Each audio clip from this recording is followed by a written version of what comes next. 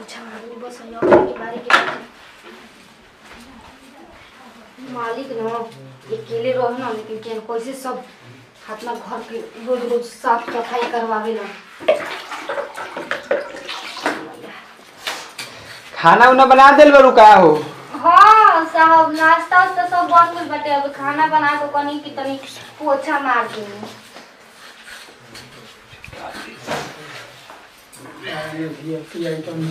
तार बाबूजी? हमारे बाबूजी के तबियत खराब न बाटे साहब, ऐसे हम सोचनी कि सर सकरा जाई घरे। बाबूजी? हाँ बाबूजी के तबियत खराब बाटे मालिक के, ऐसे हम सर सकरा सोचनी कह के आ चल जैती। एगो बात कही? का कही? तोहार उ का कहलन कि तार माता का करेला? अरे हमारे मरद से तो हम लाचार हैं साहब, काम बतलाई आपके उहाँ के ना हमेशा दारू के नाता धरा गइल बाटे। शाम से उनकर के दारू चाहे सामने के जगह ले रहुआ 500 देना ना 250 तो उनकरे पर खर्चा हो जाला, समझ जाई मजबूरी। चलो ठीक बा, करब का। चलो सब तो काम होइए गइल।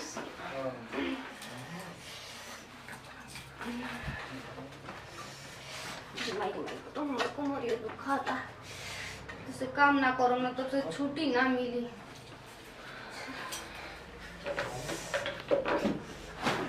का मालिक कुछ हो गइल? कपार दुखता का? ना हो, एगो बात कही? का बोली? कहला है ना हाँ कुछ साफ हो गइल?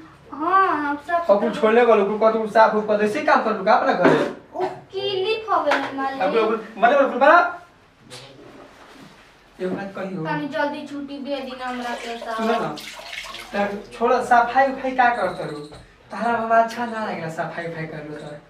हिज बैठा ले काम बा। हां बैठी आवा हिज ला स्टूडियो वाला तो कर देते ना मालिक, हम भूये बैठ जाई काहे? ना बैठा ले बैठा ना बैठा काम बा। एगो बात कही? का मालिक? तू हाथ ना सुगर हो के हसन घरे के सफाई करू तो बड़ा हमरा बाउर लगेला। का करी मालिक, हमने के तो मतलब ये जिंदगी बसर करे के सब तू बाटे। कहाँ से यही से 2 रुपया मिल जाए तो घर का आदमी 2 रोटी नून तेल खा लेने जाए, ये सब हमने के कामे धंधा बा। कम से कम चोरी चकारी ना न करे जाए, ईमानदारी से रोटी कमानी जा खाई नहीं एक जा। बात कही? का बाबूजी हमरा एक हफ्ता खातिर गइल बालन, अब तू घूमे कुल ठीक है टूर पर निकल बालन, राजगीर का हाथ कर गइल बालन। एक हफ्ता खातिर हम कहते तू ही हमरा घरे रहल कर, खाना उन्हें बनावा। हम रोए के रह जती साहब, जान तनी हमारे मतलब आदमी के भेजे बोलावे के पड़ना तो वहां सब घर देखो बताओ तनी तू जो खाना ना पहुंचा के चलो जानते बोले भोर में रात में बहुत प्यास लागेला। अच्छा ठीक बाटे मालिक, हम अपना घर से बता के बढ़िया से हम आई आपके यहाँ। हाँ। शाम के हाँ ठीक बाटे मालिक, तब जाई ना तो बता के हम आई। जा चलो बढ़िया हो जी, का जाने को तब जा मत इनका कोतरी मालिक। बहुत आस लागेला कि तो मालिक हमार जाई के न पड़ी उदास काहे के लगी घर रो हम फिर रहे के न बा ना। देखो मान के चला ना कि अब तुम कहल नहीं खा जा हवा का तार देखा तो देखना जैसे प्यार हो गया। ऐसे काहे कहत नहीं मालिक, लोग रोकत नहीं कि हम शादीशुदा बानी, ऐसे ही रो बोला हम। शादीशुदा से का हो खेला ला? देखी मालिक रो जबान सबान के बोली, दिल से काची प्यार हो के लजी काची माने देख के समला भागनी हो नौकरानी प। एगो बात कही हो जा हमार घर पे पेड़ लगा ला। ठीक बाटे मालिक, हम लगा देते। चलो पेड़ लगा ऐसे ना वैसे तो कह देला कि घी सीधा वैसे लेकिन तो और टेढ़ को के निकालेला।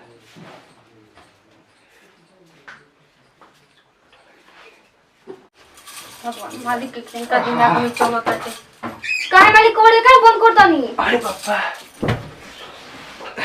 मालिक देखी रो ठीक नहीं करत समझ जाई रो विश्वास क के हमर हस्बैंड जा भेजेलो ना। ए मन ना ठीक है का ठीक बा तो के लगावा चलो बस सुत तो हाथरा गाजा पर सुतलू याद कर मालिक देखी हम मौसम में कैमरा के तबाही मत समझी कि सब देखो चुपचाप कर घरे से सुत जा ना तो काले दिन हम काम घरे मत काम कर हमारे घर काम कर ठीक बा। हम कह दे बाबू से बाबूजी हमारे घर में घुस के पैसा मालिक तो पैसा बढ़ा दे वैसे काहे को होता नहीं। हम कह दे बाबूजी घर में घुस के बाबूजी पैसा चुराते तो बस पकड़े हुए से घर से निकाल दे जो क्या हम जाते नहीं। आ सुनी सुनी मालिक जा दे जन को तौन करो लेकिन हमरा के निकाल दे तो हम कहां जाए मालिक। हां तुम्हें तो कहता नहीं प्यार से मान जाना ई न भाई